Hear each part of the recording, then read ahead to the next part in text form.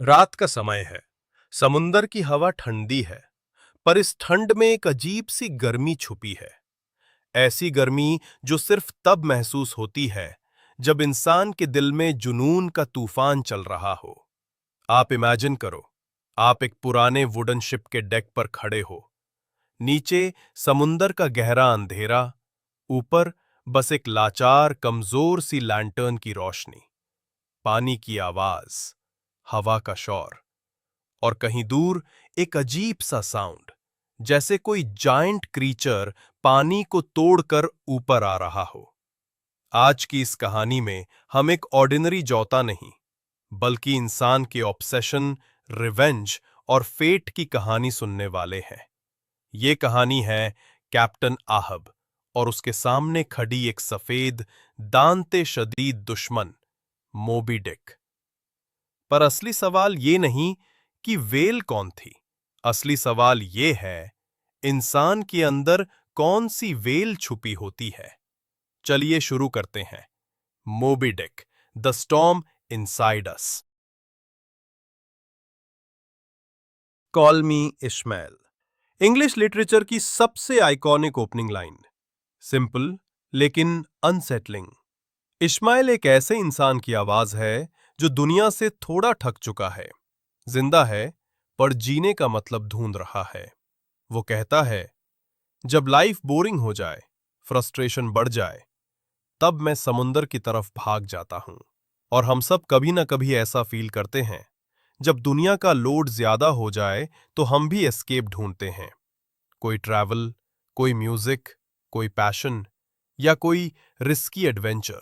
Ishmael के लिए ये एस्केप था वेलिंग शिप द पीकवॉर्ड। पर उससे नहीं पता था कि इस शिप पर चढ़कर वो एक ऐसी कहानी का हिस्सा बन जाएगा जिसका अंत सिर्फ लहू, पागलपन और समुंदर का सनाता होगा।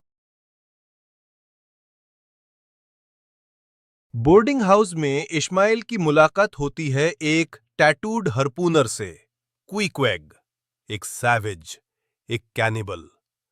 लोग जिसको देखे तो क्रॉस बना लें, पर इश्माइल सच देख लेता है।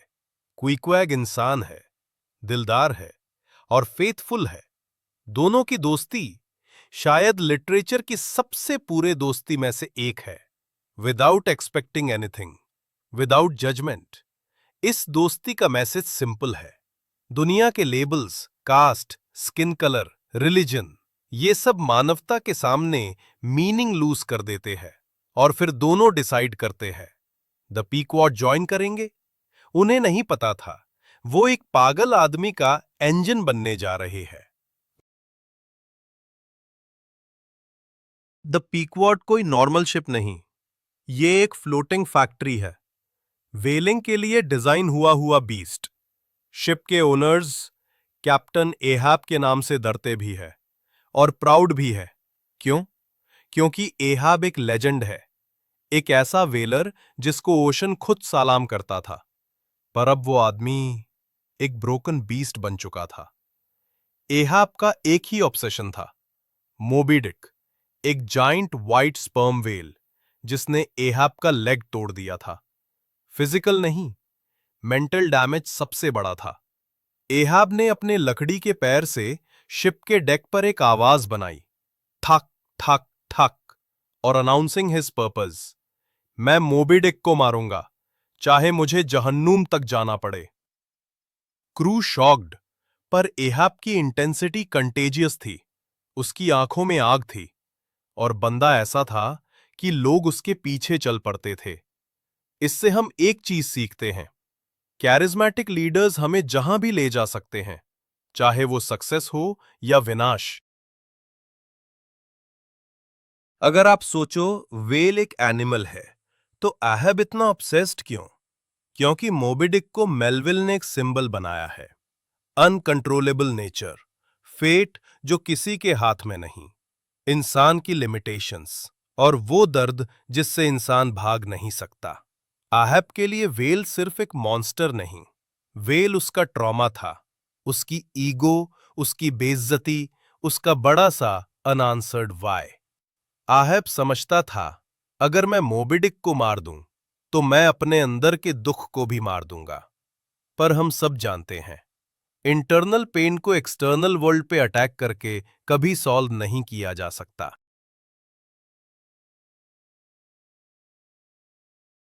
पीकवॉट का जर्नी बिगिन होता है अमेरिका से, फिर अटलांटिक क्रॉसिंग, फिर इंडियन ओशन, फिर Pacific. On the way dozens whales मिलती है, हंड्रेड्स बैरल्स ऑफ ऑयल मिलता, प्रॉफिट होता, क्रू बिजी रहता। पर आहब का बस एक ही क्वेश्चन, क्या किसी ने एक सफेद व्हेल देखी? एक शिप मिलता, आहब चिल्लाता, व्हाइट व्हेल, व्हाइट व्हेल। दूसरा कैप्टन रो रहा होता है, मोबी डिक ने उसके बेटे को मार दिया। वो वर्न करता है, आहब इस व्हेल से बच, ये मजाक नहीं। आहब के लिए ये वार्निंग नहीं, ये चैलेंज था। पर ये मोमेंट बताता है, इंसान जब ब्लाइंडेड बाय ऑब्सेशन हो जाए, तब दुनिया के सारे वार्निंग्स बस हवा हो जाते हैं। क्विकवेक बीमर पड़ता है, उसके लिए एक कॉफिन बनाया जाता है, क्रू रो पड़ती है। क्विकवेक सबसे बिलवेड था, पर देखो फेट का खेल, क्विकवेक रिकवर कर जाता है, कॉफिन रह जाता है एम्प्टी। ये सिंबॉलिक है, जब तक इंसान जिंदा है उसके पास चॉइस है। एहैब के पास भी थी, पर उसने चूज किया destruction. Meanwhile Starbuck first mate एक मॉरल एंकर है। वो कहता है, एहैब सर, ये रिवेंज हमें सबको मर देगा, वेलिंग का काम भूल रहे हो। पर एहैब का जवाब चिलिंग होता है, मैं अपने फेट को अपने हाथों से लिखूंगा, चाहे खुद को जला दूं। एक रात लुकआउट चिल्लाता है, there she blows, Moby Dick. Whale का स्पाउट व्हाइट मिस्ट बनकर हवा में उठता है। जाइगैंटिक साइज, अननेचुरल व्हाइटनेस, जैसे नेचर का एक घोस्ट। एहैब का वुडन लेग ठाक ठाक ठाक करता हुआ डेक पर घूमता है। तीनों बोट्स रेडी, हार्पून शार्प, हवा हैवी, और इस मोमेंट से एहैब की humanity totally collapse. Day 1 destruction begins. Well sudden charge करती है, एहैब की बोट को डिस्ट्रॉय कर देती है, क्रू पानी में गिरती है, वेल डिसअपियर्स। एहैब चीखता, कल फिर मिलेंगे beast. Crew terrified but trapped. Day 2 ocean turns against them. Ahab again whale के पीछे। स्टारबक क्वाइट प्रे करता है, वेल अटैक करती है, शिप के मस्ट तोड़ देती है। एहैब इंजर्ड, फिर भी चिल्लाता, मैं तुझे मारूंगा। समुंदर, हवा, हर चीज कह रही थी, रुक जा एहैब। पर एहैब नेचर को सुनता ही नहीं। Day 3 the end. Moby Dick third time surface होती है। एहैब फाइनली हार्पून थ्रो करता है एंड रोप उसके गले में उलझ जाती है। Ahab dragged into the ocean like a puppet controlled by his own obsession. Pequod destroy हो जाता है, क्रू मर जाता है, सिर्फ एक इंसान बचता है, इश्माइल, फ्लोटिंग ऑन क्विकवेक का coffin, a coffin that saves a life. Symbolic, powerful, poetic.